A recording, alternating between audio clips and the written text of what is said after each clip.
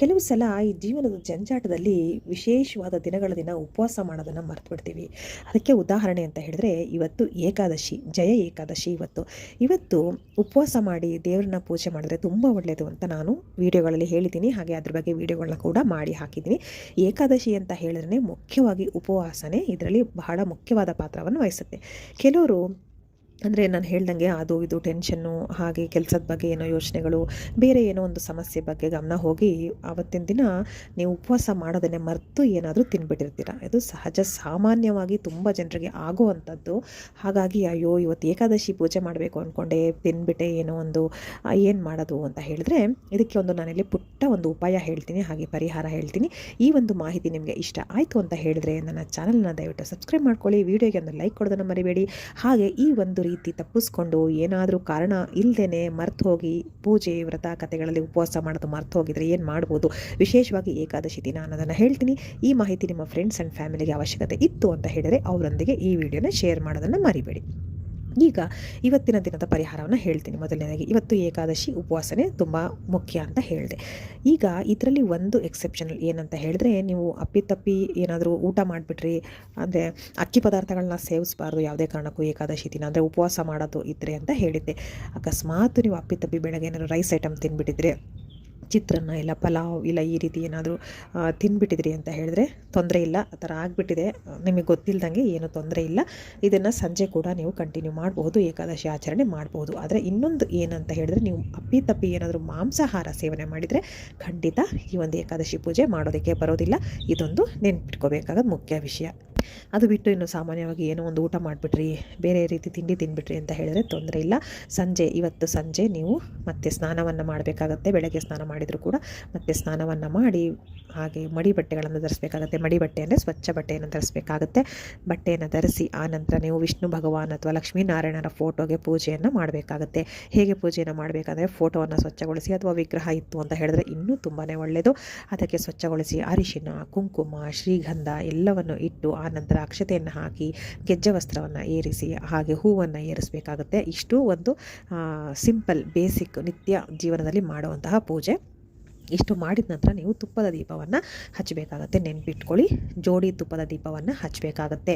ಹಚ್ಚಿ ಆ ನಂತರ ನೀವು ಒಂದು ಸ್ತೋತ್ರವನ್ನು ಹೇಳಬೇಕಾಗತ್ತೆ. ಇನ್ನು ನೈವೇದ್ಯದ ವಿಚಾರ ಅಂತ ಬಂದರೆ ಪಂಚಾಮೃತ ಇಟ್ಟು ಸಾಕಾಗುತ್ತೆ. ಪಂಚಾಮೃತ ಹಾಗೆ ಡ್ರೈ ಫ್ರೂಟ್ಸ್ ಅಂದರೆ ಒಣ ಹಣ್ಣುಗಳು ಅಥವಾ ಬೇರೆ ರೀತಿಯ ಹಣ್ಣುಗಳು ಏನು ಸಿಗುತ್ತೆ, ವಿಶೇಷವಾಗಿ ಹಳದಿ ಬಣ್ಣದ ಹಣ್ಣುಗಳಂದರೆ ತುಂಬ ಒಳ್ಳೆಯದು. ಹಾಗಾಗಿ ಹಳದಿ ಬಣ್ಣದ ಹಣ್ಣುಗಳು ಹಾಗೆ ಹೂವುಗಳು ಕೂಡ ಹಳದಿ ಬಣ್ಣದ ಹೂಗಳು ಸಿಕ್ಕರೆ ಅದನ್ನೇ ನೀವು ಭಗವಾನ್ ವಿಷ್ಣು ಅಥವಾ ಲಕ್ಷ್ಮೀನಾರಾಯಣ ಫೋಟೋಗೆ ಏರಿಸಬೇಕಾಗುತ್ತೆ. ಅದನ್ನು ಏರಿಸಿ ನೈವೇದ್ಯಕ್ಕೆ ಪಂಚಾಮೃತ ಅಥವಾ ಏನೂ ನಿಮಗೆ ಆಗಲಿಲ್ಲ ಅಂದರೆ ಕಲ್ಲು ಸಕ್ಕರೆನಾದರೂ ಇಡಿ. ಕೊನೆ ಪಕ್ಷ ಅದೂ ಆಗಿಲ್ಲ ಅಂದರೆ ಒಣ ದ್ರಾಕ್ಷಿ ಬರುತ್ತಲ್ಲ, ಅದು ಕೂಡ ಬಹಳ ಶ್ರೇಷ್ಠ, ಅದನ್ನಾದರೂ ಇಡಿ. ಅದೂ ಇಲ್ಲ ಅಂದರೆ ಹಸಿ ಹಾಲನ್ನು ಇಡಿ. ಒಟ್ಟಿನಲ್ಲಿ ನೈವೇದ್ಯಕ್ಕೆ ಏನು ಇಲ್ಲದೆ ಪೂಜೆಯನ್ನು ಮಾಡಬಾರ್ದು. ಇದೊಂದು ನೆನ್ಪಿಟ್ಕೋಬೇಕಾದ ವಿಷಯ. ಇದಾಯಿತು. ಇದಾದ ನಂತರ ಸ್ತೋತ್ರ ಅಂತ ಹೇಳಿದ್ರೆ, ಓಂ ನಮೋ ಭಗವತೆ ವಾಸುದೇವಾಯ ಅಂತ ಈ ಒಂದು ಸ್ತೋತ್ರವನ್ನು 108 ಬಾರಿ ಪಠನೆ ಮಾಡಿ ಮರಿಬೇಡಿ. ಇದು ನಿಜವಾಗ್ಲೂ ಒಂದು 10 ಸತಿ ಹೇಳೋದು ಆಮೇಲೆ ಸಾಕಾಯಿತು ಅಥವಾ ಬೋರ್ ಆಯಿತು ಅಥವಾ ಹೇಳೋಕ್ಕಾಗ್ತಿಲ್ಲ ಅಂತ ಖಂಡಿತ ಮಾಡ್ಕೋಬೇಡಿ. ಲೆಕ್ಕ ಇಟ್ಕೊಂಡು 108 ಬಾರಿ ಪಠನೆ ಮಾಡಿ. ಆಗ ಅದರ ಪೂರ್ಣ ಆಶೀರ್ವಾದ ನಿಮಗೆ ಸಿಕ್ಕತ್ತೆ, ಪೂರ್ತಿ ಫಲ ನಿಮಗೆ ಸಿಕ್ಕತ್ತೆ. ಆನಂತರ ನೀವು ಪೂಜೆ ಎಲ್ಲ ಮುಗಿಸಿ ಸಾಧ್ಯ ಆದರೆ ದೇವಸ್ಥಾನಕ್ಕೆ ಹೋಗಿ ಬನ್ನಿ. ವೆಂಕಟೇಶ್ವರ ದೇವಸ್ಥಾನ ಆದರೂ ಪರವಾಗಿಲ್ಲ, ಶ್ರೀರಾಮರ ದೇವಸ್ಥಾನ ಆದರೂ ಪರವಾಗಿಲ್ಲ. ಶ್ರೀರಾಮರ ದೇವಸ್ಥಾನಕ್ಕೆ ಹೋದರೆ ತುಂಬ ಒಳ್ಳೆಯದು. ಹಾಗಿಲ್ಲ ಅಂದರೆ ಕೃಷ್ಣ ಪರಮಾತ್ಮನ ದೇವಸ್ಥಾನಕ್ಕಾದರೂ ಕೂಡ ಹೋಗಬಹುದು, ತೊಂದರೆ ಇಲ್ಲ. ಯಾವುದಾದ್ರೂ ದೇವಸ್ಥಾನಕ್ಕೆ ಭೇಟಿ ಕೊಡೋದ್ರಿಂದ ತುಂಬಾ ಒಳ್ಳೆಯದಾಗುತ್ತೆ. ಅಲ್ಲೂ ಕೂಡ ನೀವು ಹೋಗಿ ತುಪ್ಪದ ದೀಪವನ್ನು ಹಚ್ಚಿ ಬರಬಹುದು, ನಿಮಗೆ ಅವಕಾಶ ಇತ್ತು ಆ ದೇವಸ್ಥಾನದಲ್ಲಿ ಅಂತ ಹೇಳಿದ್ರೆ ಪರವಾಗಿಲ್ಲ. ಇಲ್ಲ ಅಂತಂದರೆ ಮನೇಲಿ ಏನು ಹಚ್ಚಿರ್ತೀರಲ್ವ ಅಷ್ಟೇ ಸಾಕಾಗುತ್ತೆ. ಪೂಜೆ ಆದ ನಂತರ ನೀವು ನೈವೇದ್ಯಕ್ಕೆ ಏನು ಇಟ್ಟಿರ್ತೀರಲ್ವ, ಪಂಚಾಮೃತ ಆಗಿರ್ಬೋದು, ಡ್ರೈ ಫ್ರೂಟ್ಸ್ ಇರ್ಬೋದು, ಅಥವಾ ಹಣ್ಣುಗಳಾಗಿರ್ಬೋದು, ಹಸಿ ಹಾಲಾಗಿರ್ಬೋದು, ಅಥವಾ ಒಣದ್ರಾಕ್ಷಿ ಆಗಿರ್ಬೋದು, ಯಾವುದೇ ಆಗಲಿ ಆ ಒಂದು ನೈವೇದ್ಯಕ್ಕೆ ಇಟ್ಟಿದ್ದನ್ನು ನೀವು ಮೊದಲು ಸೇವಿಸಬೇಕಾಗುತ್ತೆ. ನೀವು ಸೇವಿಸಿ ಆನಂತರ ನಿಮ್ಮ ಮನೆಯಲ್ಲಿ ಯಾರ್ಯಾರು ಇರ್ತಾರೆ, ಅತ್ತೆ ಮಾವ ಅಪ್ಪ ಅಮ್ಮ ಆ ಥರ ಎಲ್ರಿಗೂ ಕೊಡಿ. ಪುಟ್ಟ ಮಕ್ಕಳಿಗೂ ಕೂಡ ಎಲ್ರಿಗೂ ಕೂಡ ಕೊಡಿ. ತುಂಬ ಅಂದರೆ ತುಂಬ ಒಳ್ಳೆಯದು. ಆ ಪೂಜೆ ಫಲ ಅವ್ರಿಗೂ ಕೂಡ ಸಿಗುತ್ತೆ. ಹಾಗೆ ಪೂಜೆ ವೇಳೆಯಲ್ಲಿ ಹೇಗೆ ಸಂಕಲ್ಪ ತಗೋಬೇಕಂತ ನಿಮಗೆ ನಾನು ತುಂಬ ವಿಡಿಯೋಗಳಲ್ಲಿ ಹೇಳ್ತೀನಿ. ಸಾಮಾನ್ಯವಾಗಿ ಎಲ್ಲ ರೀತಿಯ ವಿಡಿಯೋಗಳಲ್ಲೂ ಹೇಳ್ತಾನೆ ಇರ್ತೀನಿ. ಜಯ ಏಕಾದಶಿ ಅಂತ ಹೇಳಿದ್ರೆ ಇವತ್ತು ಜಯ ಏಕಾದಶಿಯ ಮಹತ್ವ ಏನು ಅಂತ ಹೇಳಿದ್ರೆ, ವರ್ಷದಲ್ಲಿ 24 ಏಕಾದಶಿಗಳು ಬರುತ್ತೆ. ಅಂದರೆ ತಿಂಗಳಲ್ಲಿ 2 ಏಕಾದಶಿಗಳು ಬರುತ್ತೆ. ಒಂದೊಂದು ಏಕಾದಶಿಗೆ ಅದರದ್ದೇ ಆದ ಪ್ರಾಮುಖ್ಯತೆಗಳಿರುತ್ತೆ. ಇದು ಕೂಡ ಬಹಳ ವಿಶೇಷವಾದ ಏಕಾದಶಿ ಜಯ ಏಕಾದಶಿ. ಹಾಗೆ ಜಯ ಏಕಾದಶಿ ಅಂತೂ ತುಂಬಾ ಶ್ರೇಷ್ಠ. ಯಾಕಂದರೆ ಯಾವುದೇ ಒಂದು ಕೆಲಸಗಳು ಅರ್ಧಕ್ಕೆ ನಿಂತಿದ್ದು ಅಂತ ಇಟ್ಕೊಳ್ಳಿ, ವಿದ್ಯಾಭ್ಯಾಸ ಇರ್ಬೋದು, ಒಂದು ಸಂಗೀತ, ಒಂದು ಕಲೆ ಅಥವಾ ವ್ಯಾಪಾರ ವ್ಯವಹಾರ ಯಾವುದೇ ಒಂದು ಕ್ಷೇತ್ರಗಳಲ್ಲಿ ನೀವು ಅರ್ಧಕ್ಕೆ ನಿಲ್ಲಿಸಿದ್ರಿ ಅಂತ ಇಟ್ಕೊಳ್ಳಿ, ಅದು ಯಾಕೋ ಮುಂದಕ್ಕೆ ಹೋಗ್ತಿರಲ್ಲ, ಯಶಸ್ಸು ಸಿಗ್ತಾ ಇರಲ್ಲ ಅಂತ ಹೇಳಿದ್ರೆ ಈ ಒಂದು ದಿನ ಏಕಾದಶಿ ಆಚರಣೆ ಮಾಡೋದ್ರಿಂದ ಅದಕ್ಕೆ ಒಳ್ಳೆ ಫಲ ಸಿಕ್ಕತ್ತೆ. ಹಾಗೆ ವ್ಯವಹಾರನೂ ಅಷ್ಟೇ, ಒಂದು ಮನೆ ಕಟ್ಟಿಸ್ತಾ ಇರ್ತೀರ, ಅರ್ಧಕ್ಕೆ ನಿಂತುಬಿಟ್ಟಿರುತ್ತೆ, ಪೂರ್ತಿ ಮಾಡೋದಕ್ಕೆ ನಿಮಗೆ ಹಣಕಾಸಿನ ಸಮಸ್ಯೆ ಆಗಿರ್ಬೋದು, ಅಥವಾ ಮನೇಲಿ ಯಾರ್ದಾರು ಆರೋಗ್ಯ ಸಮಸ್ಯೆ ಆಗಿರ್ಬೋದು, ಅಥವಾ ಇನ್ನೇನೋ ಒಂದು ಕಾರಣಗಳಿಂದ ನಿಮಗೆ ಪೂರ್ತಿ ಕಂಪ್ಲೀಟ್ ಮಾಡೋದಕ್ಕೆ ಆಗ್ತಾ ಇರಲ್ಲ ಅಂಥವರು ಕೂಡ ಇದನ್ನು ಮಾಡ್ಬೋದು. ಅವರಿಗೂ ಕೂಡ ಎಲ್ಲವೂ ಪೂರ್ಣಗೊಂಡು ಅದಕ್ಕೆ ಒಂದು ವಿರಾಮ ಹಾಕುತ್ತೆ. ಅಂದರೆ ನೀವು ತಗೊಂಡಿರೋ ಕೆಲಸ ಪೂರ್ತಿಯಾಗಿ ಮುಗಿಸ್ಕೊಡುತ್ತೆ, ಹಾಗೆ ಯಶಸ್ಸನ್ನು ಕೊಡುತ್ತೆ. ಇನ್ನೊಂದು ಮುಖ್ಯವಾದ ವಿಷಯ ಅಂದರೆ ಎಲ್ಲ ಪೂಜೆ ಪುನಸ್ಕಾರಗಳಲ್ಲಿ ನಾವು ಪಾಪಕರ್ಮಗಳನ್ನು ಕಳ್ಕೊಳ್ಳೋದಕ್ಕೋಸ್ಕರ ಮಾಡ್ತಾ ಇರ್ತೀವಿ ಅಂತ ಹೇಳಲಾಗುತ್ತೆ. ಅದೇ ರೀತಿ ಈ ಒಂದು ಜಯ ಏಕಾದಶಿ ಆಚರಣೆ ದಿನ ಪಾಪಕರ್ಮಗಳನ್ನ ಮಾತ್ರ ಕಳ್ಕೊಳ್ಳೋದಲ್ಲದೆ ನಮಗೇನು ಶಾಪ ಕೊಟ್ಟಿರ್ತಾರೆ, ಯಾರಾದರೂ ಶಾಪ ಹಾಕ್ಬಿಟ್ಟಿರ್ತಾರೆ ಮಾತಾಡ್ತಾ, ಅದನ್ನು ಕೂಡ ನಾವು ಕಳ್ಕೊಳ್ಬಹುದು. ಹಾಗಾಗಿ ನಾನು ಮತ್ತೆ ಇನ್ನೊಂದು ವಿಡಿಯೋ ಮಾಡಿ ಹಾಕ್ತಾ ಇದ್ದೀನಿ, ಯಾಕಂದರೆ ಈ ಒಂದು ಏಕಾದಶಿ ಮಾಡೋದನ್ನು ಯಾರು ತಪ್ಪಿಸ್ಬೇಡಿ ಅಂತ. ಹಾಗೆ ಈ ಏಕಾದಶಿಯೇ ಒಂದು ರೀತಿಯ ವಿಶೇಷ. ಹಾಗೆ ಎಲ್ಲ ಒಂದು ವ್ರತ ಕಥೆಗಳಲ್ಲಿ ನಾವು ಪಾಪ ಕಳ್ಕೊಬೋದು ಹೊರತು ಶಾಪಗಳನ್ನು ಕಳ್ಕೊಳ್ಳೋದಕ್ಕಾಗಲ್ಲ. ಆದರೆ ಈ ಒಂದು ಏಕಾದಶಿ ಮಾಡೋದ್ರಿಂದ ನಮಗೆ ಬಂದಿರೋ ಶಾಪಗಳೇನಿರುತ್ತೆ, ಬ್ರಹ್ಮಹತ್ಯ ಶಾಪವನ್ನು ಕೂಡ ನಾವು ಕಳ್ಕೊಳ್ಬೋದು. ಅಂದರೆ ಯೋಚನೆ ಮಾಡಿ ನೀವೇ ಈ ಒಂದು ಏಕಾದಶಿ ಎಷ್ಟು ಶ್ರೇಷ್ಠತೆಯನ್ನು ಹೊಂದಿದೆ ಅಂತ. ಹಾಗಾಗಿ ಈ ಒಂದು ಏಕಾದಶಿಯನ್ನು ಆಚರಣೆ ಮಾಡೋದು ತಪ್ಪಿಸ್ಬೇಡಿ. ಹಾಗೆ ನೀವು ದೇವಸ್ಥಾನಕ್ಕೆ ಹೋಗಿ ಬರೋದಿದ್ರೆ ಹೋಗಿ ಬಂದು ಈ ಒಂದು ಏಕಾದಶಿ ಜಯ ಏಕಾದಶಿ ಉಪವಾಸದ ಕಥೆ ಅಂತ ಒಂದಿದೆ. ಅದು ಶ್ರೀಕೃಷ್ಣ ಪರಮಾತ್ಮ ಯುಧಿಷ್ಠಿರ ರಾಜರಿಗೆ ಹೇಳಿದಂತಹ ಕಥೆ. ಆ ಕಥೆಯನ್ನು ನಿನ್ನೆ ನಾನು ಕಮ್ಯುನಿಟಿ ಪೋಸ್ಟಲ್ಲಿ ಹಾಕಿದ್ದೀನಿ.